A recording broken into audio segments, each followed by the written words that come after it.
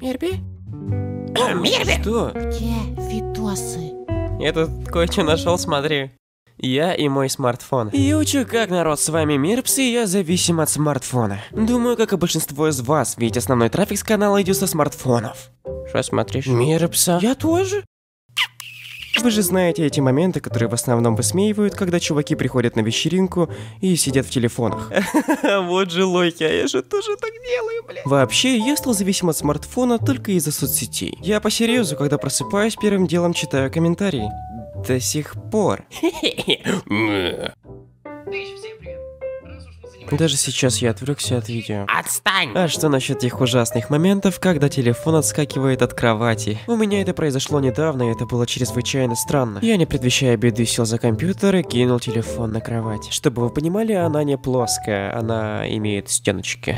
И они достаточно высокие относительно поверхности кровати. В общем, я кидаю телефон на кровать, он от нее отскакивает, перелетает стеночки и залетает прямо под кровать. Если вы уже думаете, что я полнейший неудачник, слушайте дальше. Я еле как достаю телефон из-под кровати, сажусь за компьютер и, внимание, опять кидаю. Дебил, блядь. И в этот раз он не отскакивает.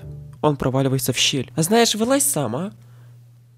Ну, пожалуйста. Заметьте, мы говорим про смартфоны и еще даже не упомянули селфи. Знаете, сейчас я намного реже фоткаюсь, нежели раньше. Например, с сестрой. О, господи, история с сестрой. Раньше мы даже пытались сделать адекватные нормальные фотки. Женя, давай сфоткаемся на Аву. Давай. Что-то не так? Наложим фильтры? Женя, это пиздец. После чего продолжаем упорото фоткаться и ржать с этого. Попробуйте, это классно. Именно поэтому мы никому не можем доверить смартфон. Йоу, пора затронуть тему замкнутости. Чау. По-любому у вас была такая ситуация, когда вы шли по улице и впереди вас шел человек, который вам был знаком, и вы не хотели с ним пересекаться. В такие моменты я обычно достаю телефон и просто смотрю в него. Давайте будем честны, все так делают. Ты еще, бля, опарыш, что телефон выключен. Бля. Ой, да он только что сел, я такой иду, и он такой сел, сидит.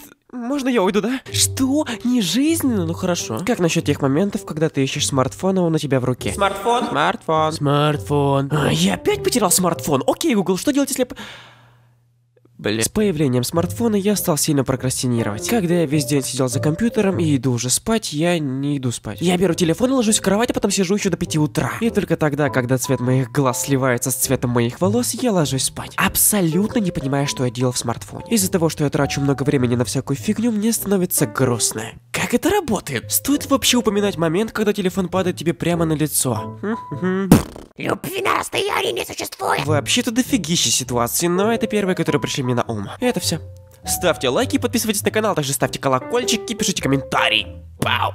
И я тут, короче, Инстаграм отдельно сделал для комиксов. Мама сказала, классный, подписывайтесь. А если серьезно, то правда, подписывайтесь. Чем больше поддержки, тем больше мотивации. Ага. Да ты погляди на него, погляди. Досмотрел до конца, молодец.